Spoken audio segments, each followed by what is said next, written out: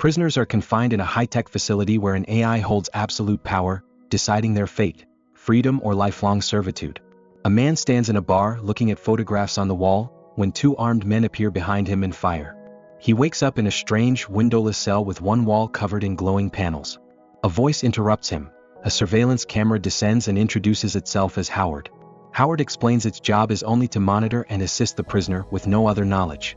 The man, realizing he's arrested, demands to know the charges, but Howard has no access to that information. The camera repeats that its purpose is to maintain the prisoner's well-being and offers food, drinks, and exercise, prompting a treadmill to emerge from the wall. Frustrated, the man asks how long he'll be held. Howard replies he'll stay until his case is processed but doesn't know the time frame. When the man demands a human operator, Howard states it's a fully autonomous system. No human is in charge. As his frustration peaks, the prisoner slips into a trance, recalling moments from his past. Waking up, showering, typing a computer password, retrieving a flash drive, seeing news of Union leader Fletcher May's arrest, feeding his dog and leaving home. Back in the cell, the man pleads with Howard to notify someone of his arrest. His friends and family have no idea where he is. When Howard can't help, the defeated prisoner finally requests food. As a bowl fills with mashed potatoes, he confesses a concern. His dog is still locked inside his apartment. If no one checks on him, the dog will die. Howard refuses, stating it isn't programmed for that, and the man snaps with rage. The memory pulls him in again, taking the subway to visit his father in the hospital, then walking down a dark street that evening, clearly trying to avoid notice. Back in the cell, he asks for plain water. As he reaches for the glass, he notices a puddle on the floor. When he asks about it, Howard says he should have requested a bucket and reveals a bathroom is available. A door instantly appears in the wall. The moment he steps inside, the door slams shut. A noise comes from the main chamber. When Howard finally lets him back out, the puddle is gone. Something cleaned it up. The memory returns. From the dark street, Frank, the man, steps into a bustling cafe. He orders a coffee from the barista. Back in the cell, he finds the prison food disgusting. Howard offers to adjust the flavor, but Frank sees no point. He starts testing the robot, pushing its limits, but ultimately accepts he's speaking to a machine. Desperation takes hold. He pounds the walls, screaming to be released. The cycle continues. Rage, hopelessness, another trance. In frustration, he lashes out at Howard, demanding it stop talking to him since it's useless and hasn't answered anything.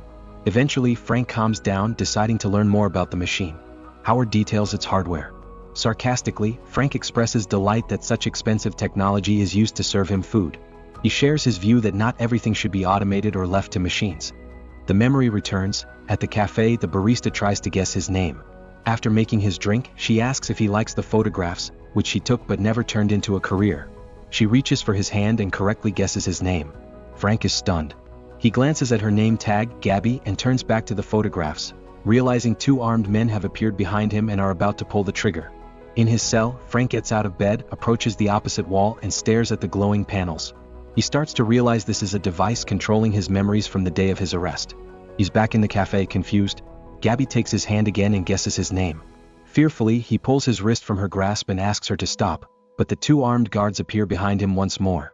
Back in his cell, gasping for air, he reflects aloud that he's repeatedly seeing memories from the same day. He asks Howard what the glowing wall is, but Howard doesn't know and guesses it's just ventilation. Resigned, Frank decides to eat the bland food. Howard asks why it wasn't given more information. Frank suggests maybe the creator feared the robot could be hacked. He asks if Howard has worked with other prisoners. Howard replies Frank is his first assignment. Frank proposes that isn't true. Howard's memory could be wiped and reset, explaining why he doesn't recall previous prisoners.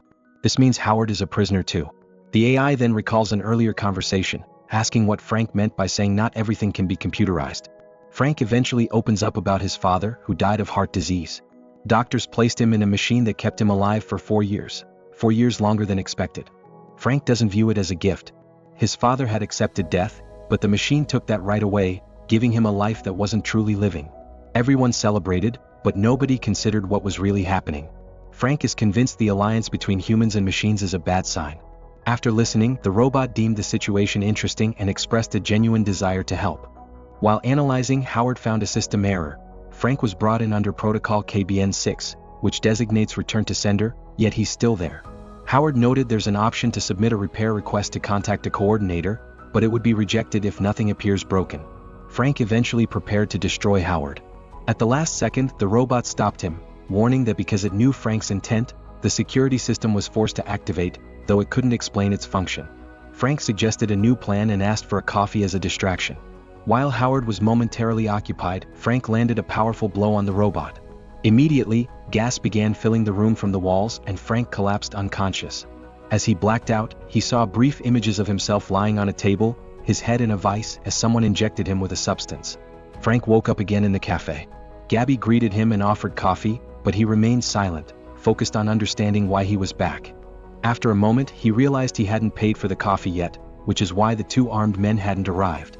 He tried to explain the situation to Gabby, but she didn't understand and simply asked him to help clean the cafe. Suddenly, Frank had an idea.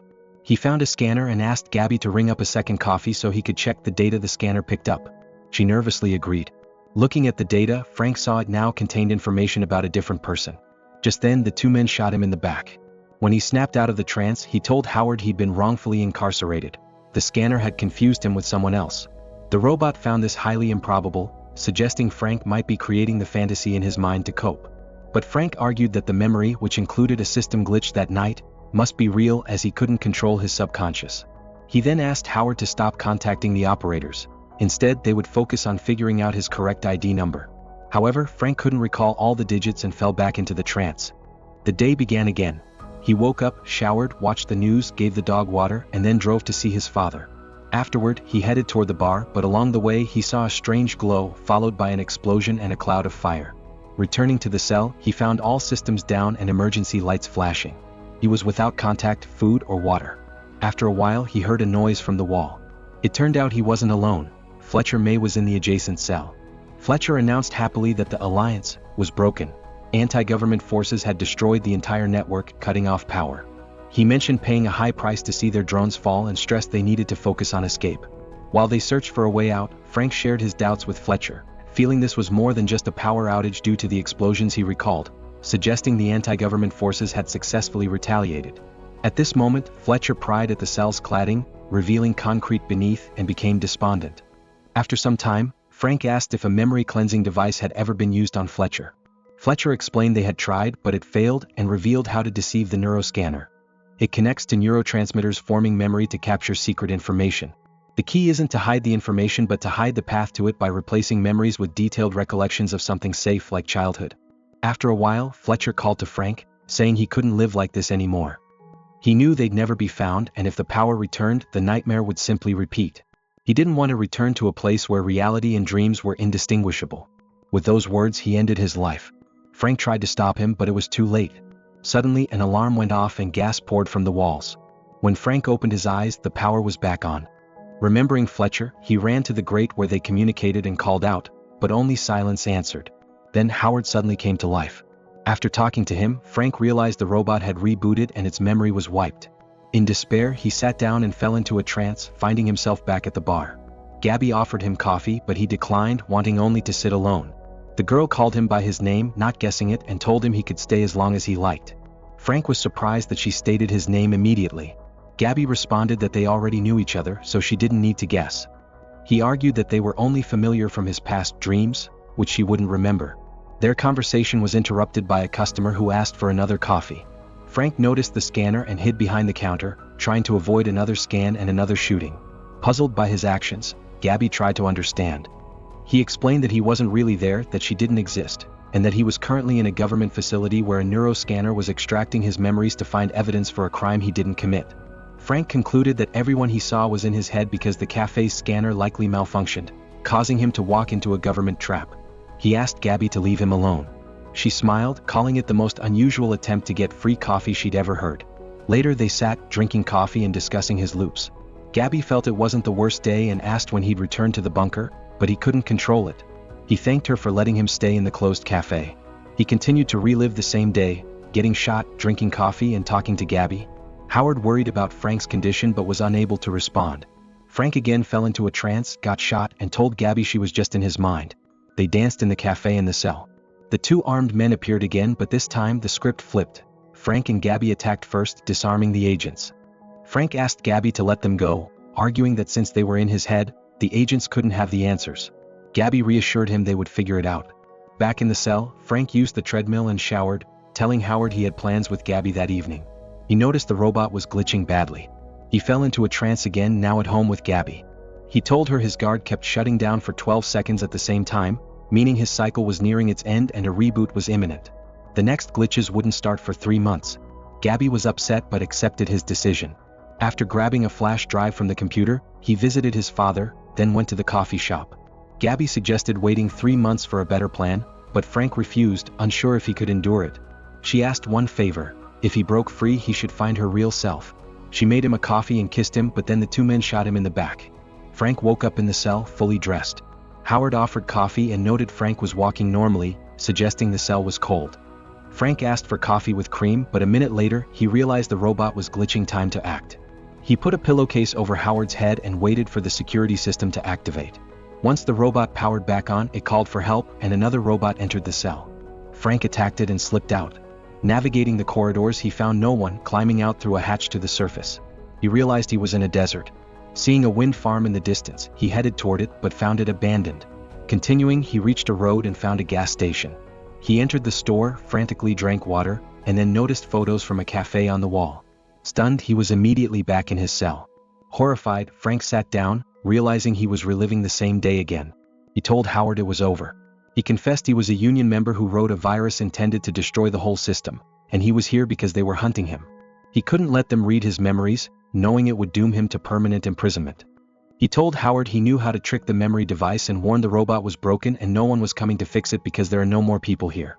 He asked the robot to bypass the protocol, but Howard refused. Frank got angry, begged, and shouted to no avail. Howard offered to play music and Frank agreed. As music played, Frank fell into a trance, simultaneously making a noose from cloth in the cell. In the bar, he sat in a chair. In his cell, he threw the noose over his head, stood on the chair, and hanged himself. Gabby urged him to wake up, but he didn't hear her. The security system activated, a robot arrived, cut the noose with a laser, and Frank fell. Taking advantage of the open door, he ran out, calling for Howard's help. Seeing his charge in danger, Howard locked the cell doors, trapping Frank outside. Frank quickly found the server room. It was empty with cameras off. After examining the systems, he told Howard he couldn't fix him. Howard asked if he would return, but Frank said no. Sitting by the monitors, the man asked what LSO meant and repeated his question about Howard's origin. Howard repeated that he was a life support operator, born in Austin but raised near Seattle. As he spoke, Frank remembered sitting by his dying father's bed and turning off the entire system. Frank made his way out of the bunker to the surface hatch. He found himself in snow-covered mountains, alone, hungry, and freezing. He walked until he reached a large pine tree. Staring at it, he realized it was the same tree in the cafe's photograph. Collapsing, he closed his eyes. When he opened them, 2 tourists stood beside him. News reports revealed a man had been found in the mountains of Utah. He was the sole survivor of the ASN detention center, which the military abandoned 2 years ago during a liberation effort. His life was sustained by the computerized security system designed for his imprisonment, drawing energy from wind farms until the reserves ran out. Over 300 prisoners were found dead. He was the only one who survived. Secretary of State Becker commented that this served as a tragic reminder of a regime that violated human rights. Meanwhile, Frank arrived at the cafe from his memories. He saw Gabby, who began to tell him about the photo, but he already knew everything. Throwing the flash drive into the trash, he sat at a table. When she brought his coffee, he thanked her and called her by name. She was surprised, informing him her real name was Madeline, and she was wearing a colleague's name tag last time. Pleased to meet him, she decided to guess his name. At the same time, a camera identical to Howard appeared on the ceiling. If you enjoyed the recap, please leave a like and subscribe, and don't forget to turn on notifications so you can watch more videos like this. Thanks for watching.